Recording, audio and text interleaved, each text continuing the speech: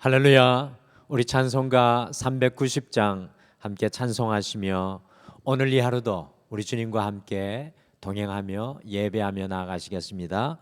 찬송가 390장입니다.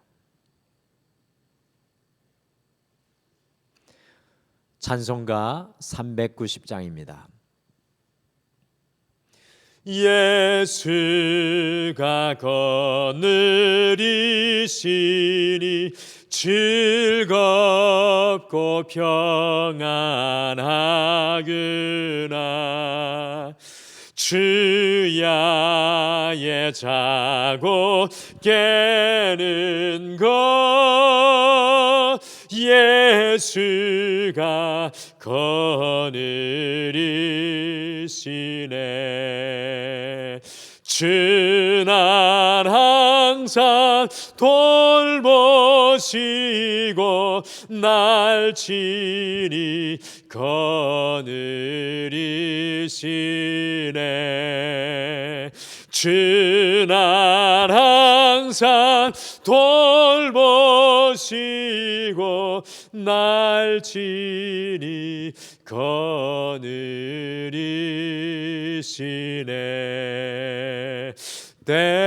때때로 괴로움 당하면 때때로 기쁨 누리네.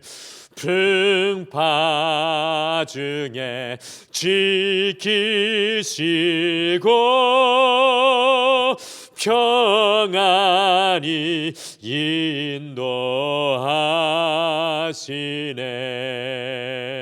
주 날 항상 돌보시고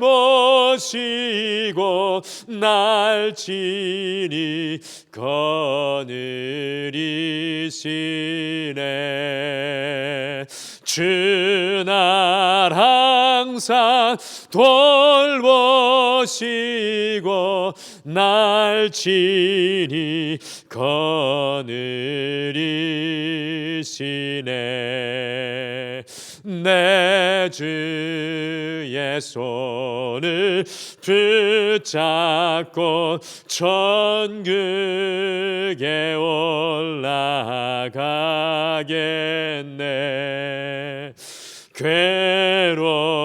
괴로우나 즐거우나 예수가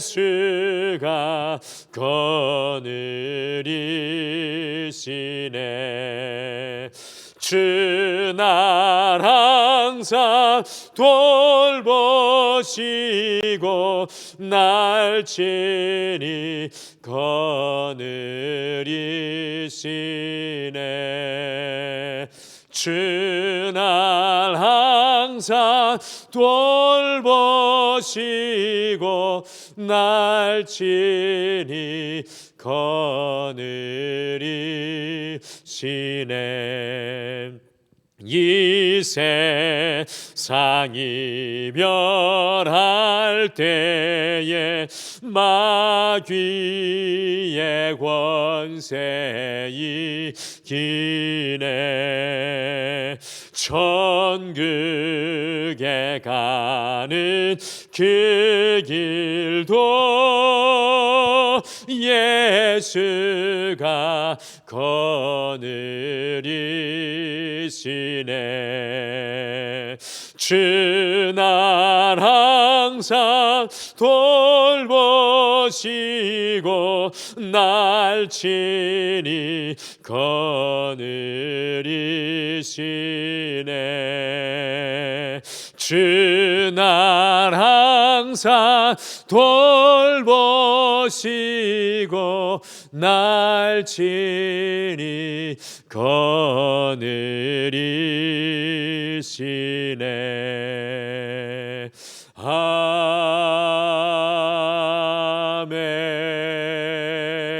아멘.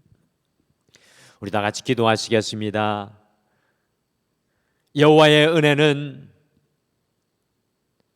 이 세상에 가득 찬 공기와 같이 우리의 삶의 곳곳에 우리의 인생에 특별히 비어있고 연약한 곳에 더욱 충만한 줄 믿습니다. 우리의 눈을 열어 오늘 이 하루 살아갈 때 우리의 힘과 우리의 능력을 의지하는 것이 아니라 우리 하나님의 은혜 안에 사로잡히게 도와주시옵소서. 그래야 오늘 이 찬양처럼 예수님께서 우리를 거느리십니다, 예수님께서 우리를 인도하십니다라는 고백이 우리에게서 멈추어지지 않게 하여 주시고, 특별히 하나님과 동행함으로 오늘 이 하루 우리의 삶의 현장에 그리스도의 빛과 소금으로 살아가게 인도하여 주시옵소서. 특별히 오늘 우리의 언어를 주관하여 주셔서 우리의 모든 현장에 주의 말씀과 생명을 선포하게 하여 주셔서 우리를 통하여 하나님의 생명의 씨앗이 떨어질 수 있도록 우리를 인도하여 주시옵소서. 오늘도 이 하루를 시작하며 말씀 앞에 섰사오니 말씀의 길대로 우리를 인도하여 주실 줄 믿고 예수님의 이름으로 기도하옵나이다. 아멘. 우리 함께 신약성경 사도행전 12장 1절에서 12절 말씀입니다. 사도행전 12장 1절에서 12절, 신약성경 207페이지에 있습니다. 사도행전 12장 1절에서 12절 말씀 우리 다 같이 한 목소리로 읽겠습니다. 사도행전 12장 1절에서 12절입니다. 같이 읽겠습니다. 시작. 그때 헤로드 왕이 손을 들어 교회 중에서 몇 사람을 해하려 하여 요한의 형제 야고보를 칼로 죽이니 유대인들이 이 일을 기뻐하는 것을 보고 베드로도 잡으려 할새 때는 무교절 기간이라 잡음에 옥에 가두어 군인 내식인 내패에 맡겨 지키고 6월절 후에 백성 앞에 끌어내고자 하더라. 이에 베드로는 옥에 갇혔고 교회는 그를 위하여 간절히 하나님께 기도하더라. 헤롯이 잡아내려고 하는 그 전날 밤에 베드로가 두 군인 틈에서 두 쇠사슬에 매여 누워 자는데 파수꾼들이 문 밖에서 옥을 지키더니 호련히 주의 사자가 나타내매 옥중에 광채가 빛나며 또 베드로의 옆구리를 쳐 깨워 이르되 급히 일어나라 하니 쇠사슬이 그의 손에서 벗어지더라. 천사가 이르되 띠를 띠고 신을 신으라 하거늘 베드로가 그대로 하니 천사가 또 이르되 겉옷을 입고 따라오라 한대 베드로가 나와서 따라갈새 천사가 하는 것이 생시인 줄 알지 못하고 환상을 보는가 하니라. 이에 첫째와 둘째 파수를 지나 시내로 통한 쇠문에 이르니 문이 저절로 열리는지라. 나와서 한 거리를 지나매 천사가 곧 떠나더라. 이에 베드로가 정신이 들어 이르되 내가 이제야 참으로 주께서 그의 천사를 보내어 나를 헤롯의 손과 유대 백성의 모든 기대에서 벗어나게 하신 줄 알겠노라 하여 깨닫고 마가라 하는 요한의 어머니 마리아의 집에 가니 여러 사람이 거기에 모여 기도하고 있더라. 아멘. 오늘 말씀은 초대교회가 가장 큰 고난의 현장 가운데 있었던 순간이었습니다. 사도행전 12장 1절을 우리 다시 한 번 더 읽어보실까요? 1절 말씀 같이 읽겠습니다. 시작. 그때 헤로드 왕이 손을 들어 교회 중에서 몇 사람을 해하려 하여, 여기에 이 그때라는 말이 나오는데요. 그때는 과연 언제이겠습니까? 11장 27절에서 30절 말씀해 보시면 로마 황제 이 글라디오 때에 약 3년간 로마 전역에 이 지독한 흉년이 들었을 때였습니다. 그때 헤로드 왕이 2절에 보시면 유대인의 환심을 얻기 위해서 이 초대교회의 영적인 리더였던 사도 요한의 형제 이 야고보를 칼로 죽였습니다. 하루아침에 그들의 소중한 리더가 순교하였고요. 그러게 그리고 또 3절에 보시면 유대인들이 이것을 기뻐하자 또 다른 핵심 리더였던 베드로를 잡아서 4절에 보시면 깊은 옥에 가두어 놓고 내식 내패에 맡겨 유월절이 끝나면 사람들 앞에서 그를 죽이려고 하였습니다. 베드로는 이전에 2번이나 이미 감옥에 갇힌 적이 있었는데 한 번은 하나님께서 도우셔서 감옥에서 도망간 적이 있었습니다. 이것을 알았던 헤롯은 내식 내패 곧 16명이 지키게 하였는데 양쪽 손에 쇠고랑을 채워 의자에 묶고 그것도 모자라서 양쪽 군인들을 같이 베드로와 묶게 하고 앞뒤로 군인들이 지키게 하였습니다. 3년간 지독한 흉년이 들게 하시더니 초대교회 사도들 중에 영적인 리더 야고보가 살해되고요, 순교하고 또 하나의 리더 베드로는 도무지 풀려날 수 없는 감옥에 갇히고 말았습니다.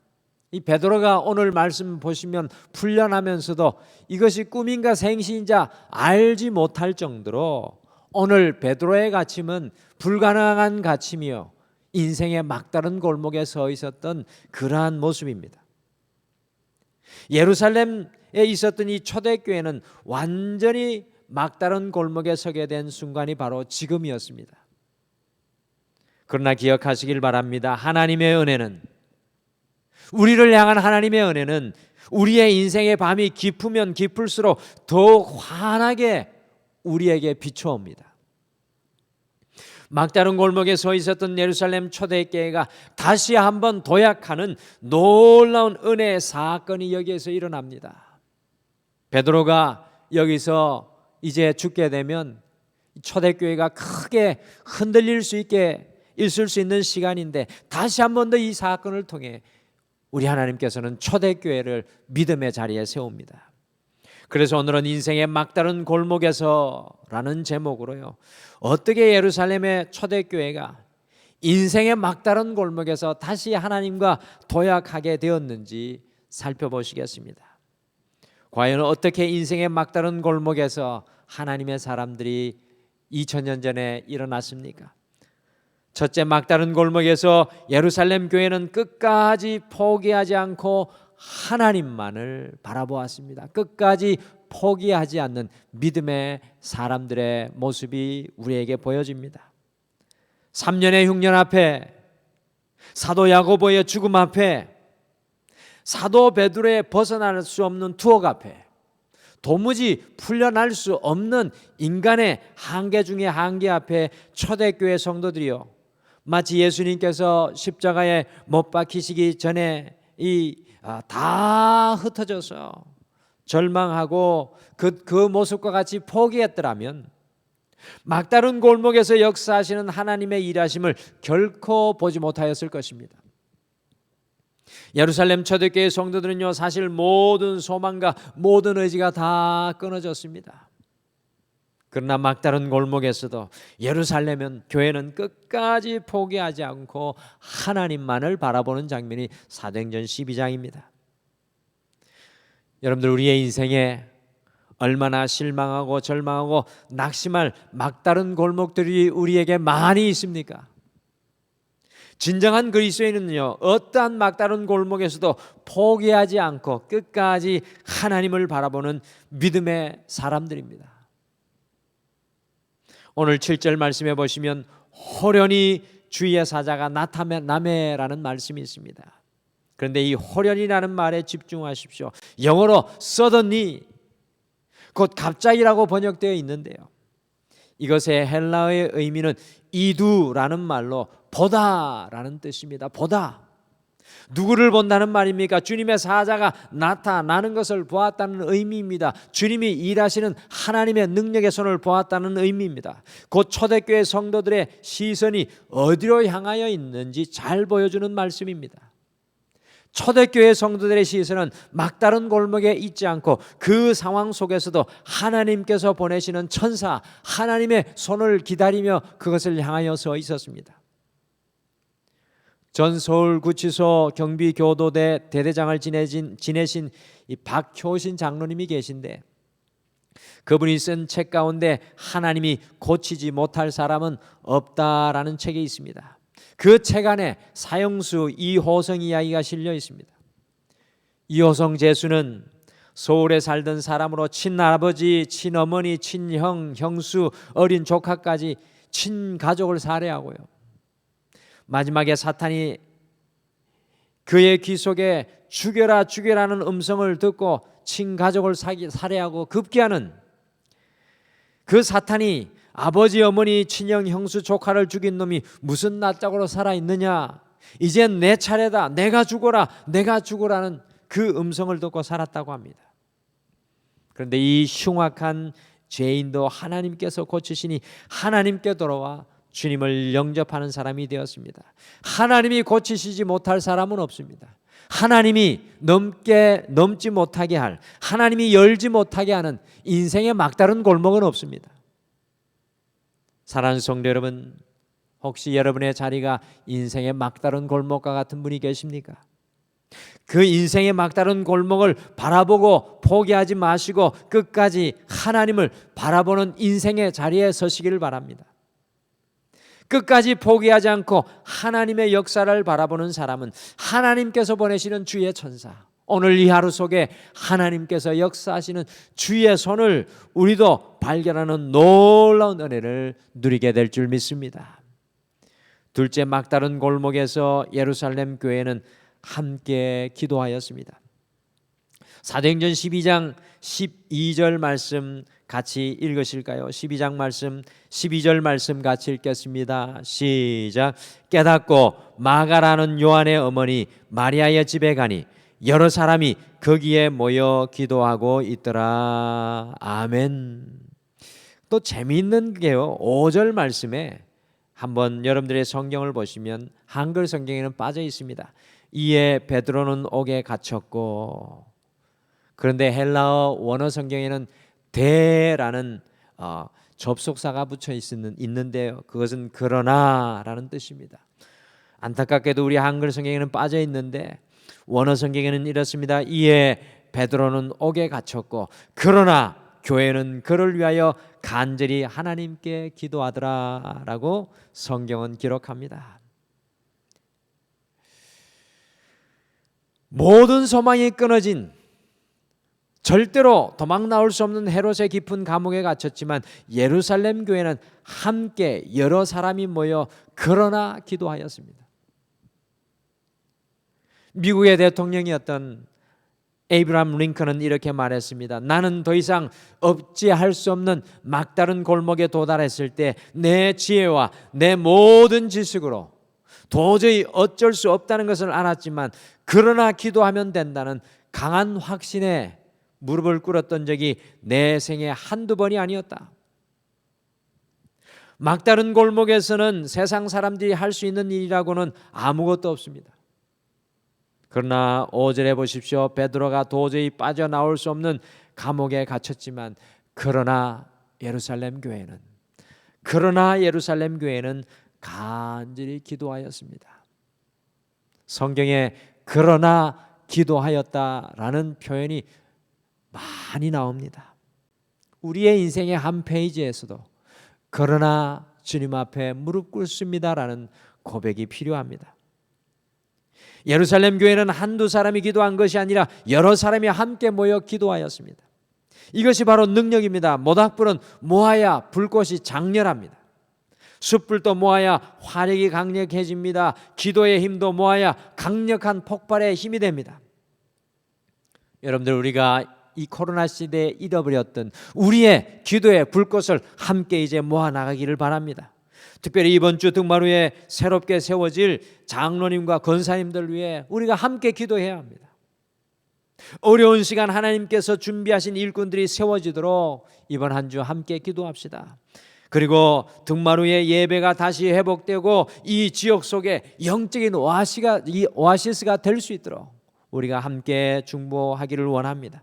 등마루의 모든 가정들이 믿음의 자리로 다시 함께 나올 수 있도록 예루살렘 교회와 같이 기도하기를 원합니다. 함께 기도할 때, 이 자리에 함께 기도할 때 막다른 골목에서도 하나님의 역사가 우리에게 일어날 줄 믿습니다. 마지막으로 막다른 골목에서 예루살렘 교회는 하나님의 인도하심을 따랐습니다. 9절을 마지막으로 같이 읽겠습니다. 시작. 베드로가 나와서 따라갈새 천사가 하는 것이 생시인 줄 알지 못하고 환상을 보는가 하니라. 오늘 6절, 7절, 8절, 9절, 10절에서 하나님의 천사가요 깊은 감옥에 갇혀 있는 베드로를 깨워 옷을 입게 하고 신발을 들게 하고 보초들을 지키고는 문을 두 곳이나 지나가게 합니다. 여러분들, 이게 제 생각에는 제 같으면 이러한 인도하심을 받는 것이 쉽지 않았을 거라고 생각합니다. 그리고 11절이 되어서야 정신이 들어서 하나님께서 묶이신 것에서 풀어주시는 것을 베드로가 깨닫게 되었습니다. 그런데 여기에서 중요한 것이 바로 베드로가 하나님의 인도하심을 따랐다라는 것입니다. 여러분들, 오늘 이 하루 어떻게 살아가야 할까요? 우리는 매 순간 하나님의 인도하심을 구해야 합니다. 베드로는 성령 받기 전에는 주님의 인도하심이 아니라 자기의 생각과 주관대로 나아갔던 인생이었습니다. 그러나 베드로가 성령 받고 난 이후에는 한순간도 주님보다 앞선 시간이 없었습니다. 베드로가 성령 충만하니까 감옥 속에서도 막다른 골목 속에서도 하나님의 인도하심을 따르게 되었습니다. 막다른 골목에 서 계십니까? 다른 어떤 것보다 하나님의 인도하심을 지금 이 자리에서 구하시고 그 주님의 인도하심이 이해되지 않을지라도 주님과 함께 동행하며 걸어가시기를 간절히 축복합니다. 영육간으로 막다른 인생의 골목에 서 있었던 예루살렘 초대교회의 모습이 참 아름답습니다. 가장 위기의 순간이지만 가장 아름답게 빛나는 교회의 모습입니다. 모든 것을 다 잃고 모든 소망을 다 잃었던 막다른 골목에서도 끝까지 포기하지 않고 예루살렘 교회는 하나님을 함께 바라보았습니다. 인생의 막다른 골목에서 함께 그러나 간절히 기도하였습니다. 인생의 막다른 골목에서 하나님의 인도하심을 그들이 따랐습니다. 사랑하는 성도 여러분, 오늘 우리가 지나가고 있는 인생의 막다른 골목은 우리를 위해서 일하시는 하나님의 또 다른 역사의 장소가 될 줄 믿습니다. 우리의 눈이 막다른 골목이 아니라 하나님의 일하심을 바라보는 믿음의 눈이 되시기를 간절히 소망합니다. 우리 다 같이 기도하시겠습니다. 여호와 하나님 아버지, 우리가 환경에 묶이고 상황에 묶이고 우리의 육신에 묶이고 우리의 연약한 마음에 묶이어서 오늘 이 자리가 인생의 막다른 골목과 같이 여기며 그곳에 갇힐 때가 참으로 많이 있습니다. 오 주님, 그러나 엘리사의 종 게하시의 눈을 열어주셨던 것처럼 오늘 이 하루를 시작하며 이 예배를 통하여 우리의 눈을 열어주셔서